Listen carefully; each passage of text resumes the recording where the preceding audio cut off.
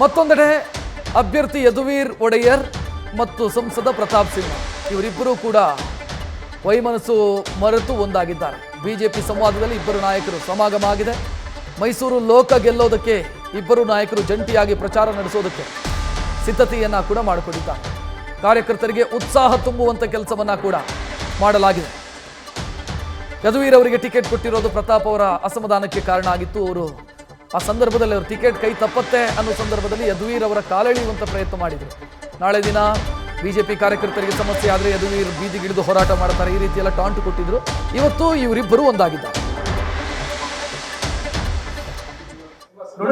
Ticket ಘೋಷಣೆ ಆಗೋದಕ್ಕಿಂತ ಮೊದಲು ಈ ರೋಲನ್ನ ನಿಮಗೆ ಅಕ್ಸೆಪ್ಟ್ ಮಾಡ್ಕೊಳಕ್ಕಾಗುತ್ತಾ, ಈ ಚಾಲೆಂಜಸ್ ಎದುರಿಸಕ್ಕಾಗುತ್ತಾ ಅಂತ ನಾನು ಕೇಳಿ ಆಯ್ತಾ. ಅಲ್ಲ, ಒಂದು ನಿಮಿಷ, ಅದನ್ನ ನಾನು ಯಾರಿಗೂ ಟಾಂಗ್ ಕೊಟ್ಟೆ, ಇನ್ ಮಾಡಿದೆ, ಚುಚ್ಚಿದೆ ಇದೆಲ್ಲ ಹೇಳಕ್ ಹೋಗ್ಬಿಡಿ. ನಾನು ವಿಚಾರ ಹೇಳಿದ್ದು ಈ ರೋಲಿಗೆ ನೀವು ಪ್ರಿಪೇರ್ ಆಗಿದ್ದೀರಾ ಅನ್ನೋದು ಒಂದೇ ಒಂದು ಪ್ರಶ್ನೆ. ಅವಾಗ ನೀವು ಜನತಾ ಪ್ರತಿನಿಧಿಯಾಗಿ ಮತ್ತು ರಾಜನಾಗಿ ಎರಡೂ ರೋಲನ್ನು ಪ್ಲೇ ಮಾಡೋಕ್ಕಲ್ಲ, ಒಂದನ್ನು ಪ್ಲೇ ಮಾಡಬೇಕಾಗುತ್ತೆ. ಗುರುರಾಜ್ ಅವರು ಪ್ರಶ್ನೆ ಅದನ್ನು ಕೇಳಿದ್ರು ಅಂತ ಅಷ್ಟೇ ಕೇಳಿದ್ದು.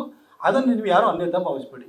ಆನಂತರ ಅವರಿಗೆ ಟಿಕೆಟ್ ಅನೌನ್ಸ್ ಆದ ನಂತರ ನಾನೇ ಅವರಿಗೆ ಖುದ್ದಾಗಿ ಕರೆ ಮಾಡಿ ನಿಮ್ಮ ಎಲೆಕ್ಷನ್ ಏಜೆಂಟಾಗಿ ನಾನು ಕೆಲಸ ಮಾಡ್ತೀನಿ ಅಂತ ಹೇಳಿದ್ದೀನಿ. ನನಗೆ ಪಕ್ಷ ನನಗೆ ತಾಯಿ ಇದ್ದಂಗೆ. ಹಾಗಾದ್ರೆ ಪಕ್ಷಕ್ಕೂ ದ್ರೋಹ ಮಾಡಲ್ಲ, ಪಕ್ಕದವರಿಗೂ ದ್ರೋಹ ಮಾಡಲ್ಲ. ನಾನು ಪಕ್ಷದ ಲಾಯಲ್ ಸೋಲ್ಜರು. ಹಾಗಾಗಿ ಈಗ ಅದೇ ಪ್ರಶ್ನೆನ ಪುನರಾವರ್ತನೆ ಮಾಡೋದು ಬೇಡ ಅಂತ ಅಷ್ಟೇ ಕೇಳ್ಬೋದು. ಎಲ್ಲರೂ ಸಾಮಾನ್ಯರಾಗಿ ನಾವು ಬದುಕಬೇಕಾಗಿದೆ. ಮತ್ತೆ ನಮ್ಮದೇ ಆದ ನಿತ್ಯ ಜೀವನವನ್ನು ಸೃಷ್ಟಿಸೋಕ್ಕೆ ನಮ್ಮೆಲ್ಲರಿಗೂ ಅವಕಾಶ ಇದೆ. ಸೊ ಅದು ನಾನು ಕೂಡ ಮುಂದುವರಿತಾ ಇದ್ದೀನಿ.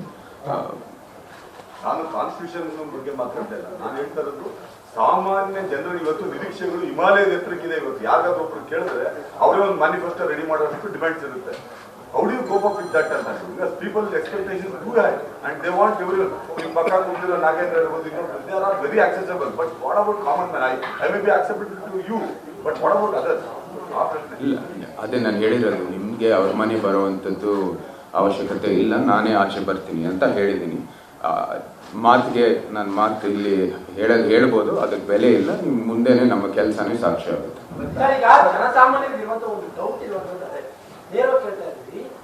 ಮಹಾರಾಜರನ್ನ ಯಾವ ರೀತಿಯಾಗಿ ನಾವು ಸಾಮಾನ್ಯ ಪ್ರಜೆಯಾಗಿ ಟ್ರೀಟ್ ಮಾಡಬೇಕು, ಮಹಾರಾಜ ನಮಗೆ ಸಿಗ್ತಾರೆ ಅನ್ನೋದನ್ನ ಬಗ್ಗೆ ನ್ಯೂಸ್ ಫಸ್ಟ್ ನಿರ್ಭೀತಿಯಿಂದ ನಿಮ್ಮ ಪರವಾಗಿ.